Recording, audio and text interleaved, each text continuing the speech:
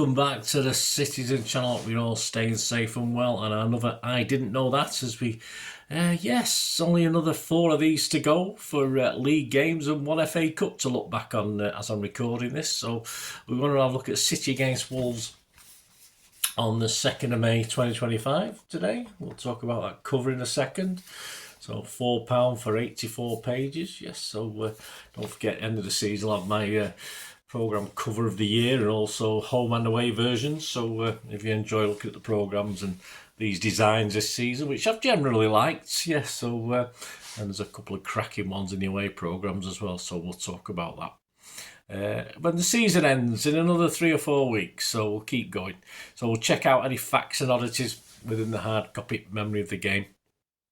And there, yeah, the cover there, it'll be up on screen, the updated version, complete with cranes still on it, but a slightly more completed look. I think the roof looks, it's obviously a little bit different to the south stand end, isn't it? So interesting. They managed to get a couple of the statues in there right in the front as well. You might not be able to tell off the picture there, but they couldn't get all 3 in. I don't know why, and obviously they couldn't get the ones behind the stadium. But yeah, a nice cover, not a bad cover. I like that. It's simple. I don't know how realistic the stuff in the background is. You know, the background of Manchester there. I don't know whether they took a picture and then done it off it, so it's real within that. I don't know. Let me know if you can think whether it looks real or not in the background, or just I got the feeling there'd be more skyscrapers for some reason. Anyway, so that's a cover, nice cover. Drawn by Dave Flanagan, of course, who's been doing most of the City, or even all the City ones this season, as far as I can see. Right, what's inside? What did you know or didn't you know, or did you know and forget about Wolves? But yeah, 3 times title winners, of course, back in 1954, 58 and 59. So when they won it in 59, I was still in my mother's stomach or tummy at the time. So there you go. So at least I was around in one way or the other. FA Cup 4 times, 1893, 1908, 1949, and the last time back in 1960. And the League Cup winners, of course, 1974, swines, and 1980, yes, of course, 74 was my very first visit to Wembley, so that wasn't great, but managed to have a bit of joy a couple of years later, fortunately. They were, of course, one of the 12 founding members of the 1888, not the 1888 group, yeah, in 1888 of the Football League. I suppose they are a group, aren't they? And they reached the first ever UEFA Cup final, and that came into being, of course, and they lost that to Spurs. How does anyone lose to Spurs? It's beyond me. Top 5 greatest of all time. We've got Kenny Hibbett. He played between 1968 and 1984, 574 appearances, 114 goals. He's second in their list of all-time appearance makers. Billy Wright, of course, a legend, a true legend, a real legend. 1939 to 1959, 541 appearances with just 16 goals. I think he was a defender, so that's fine. 3 league titles, an FA Cup, and the very first player to earn 100 England caps. As I said, a real legend. Derek Dougan, yes, I remember him, probably for the wrong reasons as well. 67 to 75, 323 appearances, 123 goals. Of course, he was one of that 1974 team, the Swine, that beat us in the League Cup final. Ruben Neves, yeah, a bit more recent, 2017 to 2023, 30 goals in 253 appearances. Is still, or by a long way, still holds a record for the most Premier League appearances for any Wolves player so far. Steve Bolt from 1986 to 1999, 561 appearances, 306 goals, 18 hat-tricks in that time. And the club's top scorer, another legend to Wolves fans. The manager, Vitor Pereira. I heard a little bit about him in the Pepsi 11, I think. He only played football as an amateur. He didn't make professional ranks. He got 10 wins from his first 18 games in charge at Wolves, lifting them from second bottom in the league. People tend to forget they were really struggling, and this guy's done a pretty good job. He was assistant, of course, to Andre Villas-Boas at Porto in 2010, and then when he left to join Chelsea the following season, he was promoted to manager. He's got 2 titles with Porto.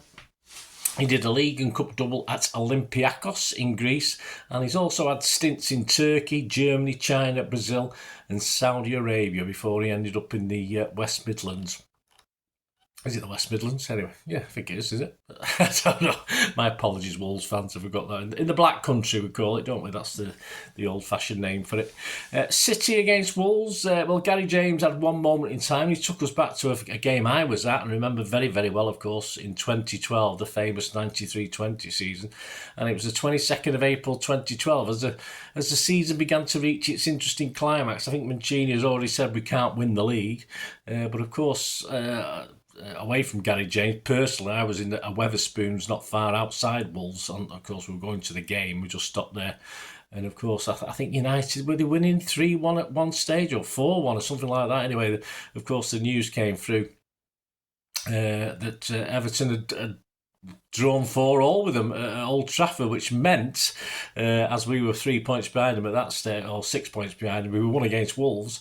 And we had a better goal difference, of course. We were knocking in the goals. So it meant the next time we played them, which was the next game after Wolves, all we had to do was beat them to get ahead of them in the league. So, of course, there's an image there of that game of Aguero poking City ahead. Of course, the game ended 2-0. Wolves were sadly relegated, and of course it was on then for us to beat United in the next game and not lose a game and just about win the league, wasn't it? But yeah, one interesting thing about that game, Gary James didn't mention it as well, was of course with Wolves getting relegated, there wasn't any Mickey taken, there was no piss taken. It was a lot of respect between both sets of fans in that, you know, a lot of love shown between the Wolves and City fans, especially because Wolves fans came on the pitch and applauded the City fans and vice versa. So, yeah, a nice touch that.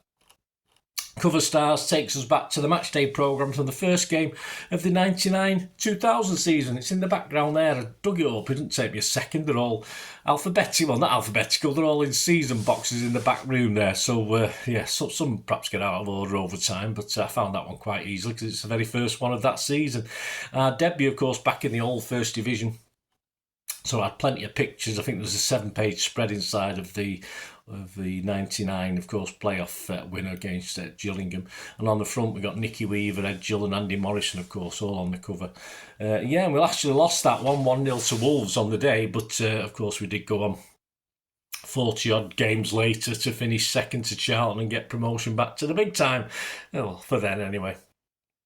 Alistair Mann's piece is called When the Referee Had an Assist. I had to go and seek this one out because Alistair Mann, he found it years later going through some archives when he worked for ITV.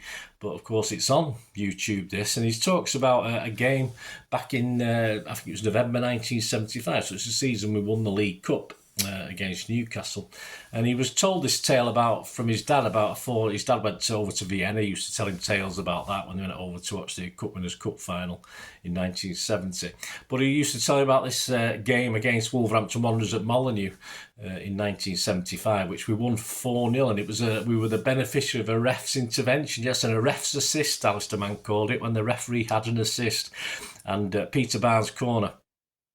And you can see this on YouTube. I've had to slightly change it because it's slightly different to what Alistair Mann had written down, just slightly, just a little bit of poetic license. But of course, Mike Doyle starts to run towards a near post from a Peter Barnes corner. You can see Peter Barnes taking the corner, and then the camera switches to see the referee literally tripping over Mike Doyle, which meant Mike Doyle tripped and actually headbutted or fell into a Wolves player that knocked him down.